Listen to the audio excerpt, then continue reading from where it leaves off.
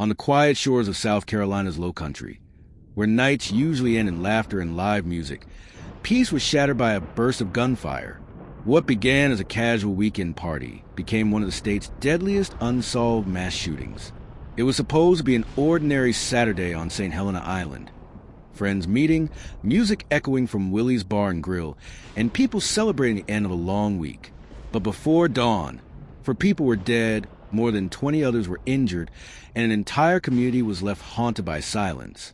Hundreds had gathered that night, nearly 700 by some estimates. Yet not one person has publicly identified the shooter. No arrests have been made. No one has been charged. The island, once known for its serenity and its deep Gullah Geechee roots, now carries a wound it refuses to heal. The tragedy unfolded just after midnight on October 12, 2025. The air was still thick with the day's humidity. Inside the small bar, music played, people laughed, and old classmates reminisced. Outside, the gravel parking lot overflowed with cars. Then came the sound that no one expected, rapid gunfire slicing through the music and the night. Panic spread instantly. People screamed, ducked, and ran for cover. Within seconds, the celebration became a nightmare. When deputies arrived, they found bodies lying in the dirt, shattered glass everywhere, and terrified survivors hiding wherever they could. For people, Kashawn Glaze, 22, Kyrad Smalls, 33, Ashentech Milledge, 22, and Amos Gary, 54, were dead. More than 20 others were wounded. In a matter of moments, lives ended and dozens of families were changed forever. Investigators immediately began piecing together what had happened. Witnesses said it started with an argument inside or near the bar.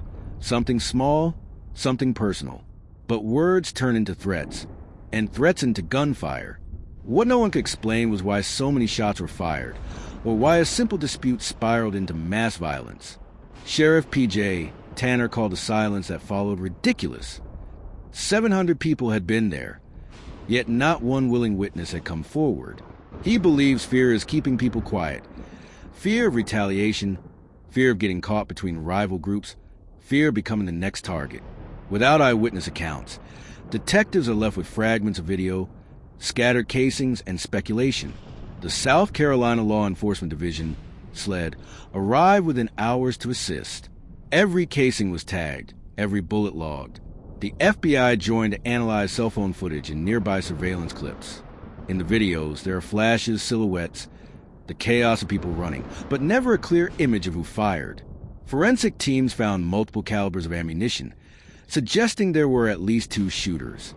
Detectives develop a list of persons of interest, but without concrete evidence or cooperative witnesses, the case stalled. Months later, no one has been charged, and investigators admit they are chasing shadows. For residents of St. Helena Island, the massacre struck at the heart of a tight-knit community. The island has long been home to Gullah Geechee families who trace their roots back centuries. It's a place where neighbors greet one another by name and family ties stretch across generations. The idea that something so brutal could happen here felt impossible. Willie's Bar had always been more than a business. It was a social hub. People celebrated birthdays there, held fundraisers, and shared stories about the island's past. After the shooting, its neon lights stayed dark for weeks. The owner, Willie Turrell, told reporters that he was inside when the first shots rang out. "I've never seen anything like it," he said. Since that night, his words have echoed through a community struggling to move forward. Many residents stopped talking to press or investigators. Some are convinced that speaking up would only bring danger. Others simply can't relive what they saw.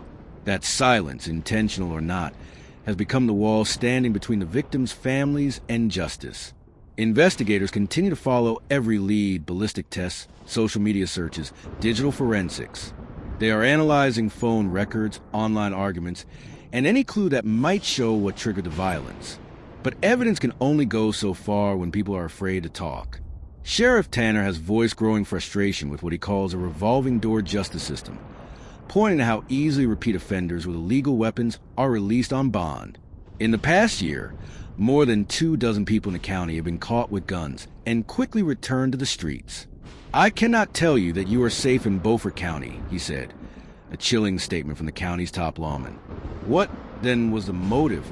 Investigators suspect the shooting stemmed from a personal feud that escalated uncontrollably, but others whisper about revenge, drug disputes, or old grudges. In a community this small, speculation spreads faster than evidence. For now, there is no confirmed motive, only grief, fear, and unanswered questions. For families are still waiting. They hold vigils, share photos, and hope that someone, somewhere, will finally tell the truth. Each victim had dreams, ambitions, and a future stolen in an instant. As the months pass, the question becomes harder to ignore. Who pulled the trigger, and why has no one spoken? Was it one shooter or several? Were they locals or outsiders who vanished into the night? Did someone capture the truth on video and choose to keep it hidden? Perhaps the answers already exist in texts and phones, in memories too painful to revisit. Or perhaps the truth lies buried beneath layers of fear and loyalty that run deep in small-town life. On St. Helena Island, silence has become its own kind of protection. The investigation continues. Quietly, methodically, DNA is still being processed, phone data cross-checked, footage enhanced frame by frame.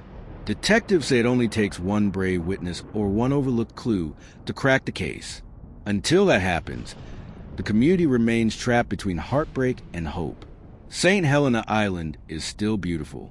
The waves still roll in. The marshes still glow in the evening sun. But for those who remember that October night, something has changed forever. The island feels different. Its quiet now heavier, its shadows longer. For people are gone. 20 more still carry scars. 700 were there, and yet the truth remains hidden. The question lingers. Who pulled the trigger and why?